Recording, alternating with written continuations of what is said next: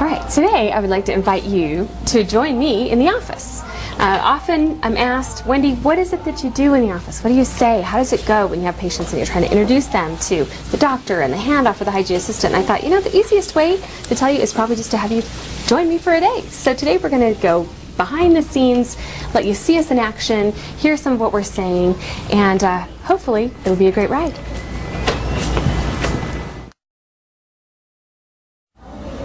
Great. So that's all we need as far as the pictures go. So yeah, just so you know, when the doctor comes in, he's going to talk about any treatment that you need in mandatory, elective, or cosmetic categories. Mandatory is anything that's broken, infected, or has a cavity. Elective is anything that, by taking care of it now, we can probably save you, you know, a future problem. And then cosmetic is, of course, anything that could cosmetically enhance your teeth. Now, you mentioned you had braces, and they've kind of shifted back. Does that bother you? Sometimes, yeah. Is that something you might like to talk about a solution for? Okay, we have a great new option called the Invisalign. You ever heard of that? I have. Kind of clear braces, clear. They call them clear aligners, and you just wear them at night. And they are such a great option for relapse, is what we call it, when you've had braces before, but your teeth kind of shift back and kind of move. So the reason Invisalign is such a great option for relapse cases is because it's usually fairly quick, like sometimes even 8 to 12 months.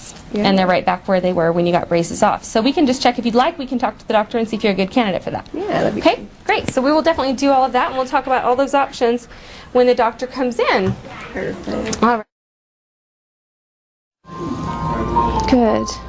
All right, I'm going to get my camera out really quick, okay? And we'll take just some photos, just so you can kind of, we'll give you a tour of your own mouth. Ooh, I can have. Yes. Just so that you can see kind of what we see. Yeah. And then I'll show you kind of what I was talking about with those dark areas on the wisdom teeth. All right, so we're going to just give you a tour. Go ahead and tip your chin, just perfect, right there.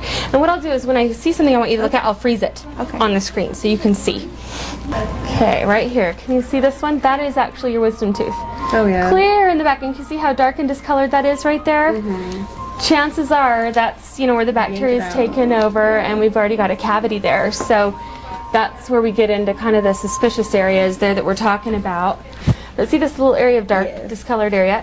One of the problems, the silver stuff underneath. No, one of the problems with silver fillings is that they leak, and so you can get bacteria and you know, bad stuff here around the edges, and then it'll leak and it'll cause a cavity underneath that old silver filling. So that's one reason that we check those silver fillings really carefully, and that's also another reason that sometimes we talk about replacing those with a better material as an elective option for you. A lot of our patients want to know, okay, what are my most urgent needs? We call those needs mandatory. And then we also talk about elective options, which are things basically that are up to you. It's something that could potentially save you time and money down the road if we take care of it now. But we'd like to just let you know all of those options, and then of course you can let us know what you're interested in doing and where you want to start and all that. So that's probably going to be on there. You know, some of these older fillings that don't have an obvious problem will most likely show up on your treatment as an elective option. Okay. All right. So, you know, if I could share with you anything about the experience today, it's probably that teamwork really is absolutely necessary. I don't know if you noticed, but from time to time there was somebody else stepping in helping with the probing depths or the x-rays, even the impressions, you know, above and beyond my assistant.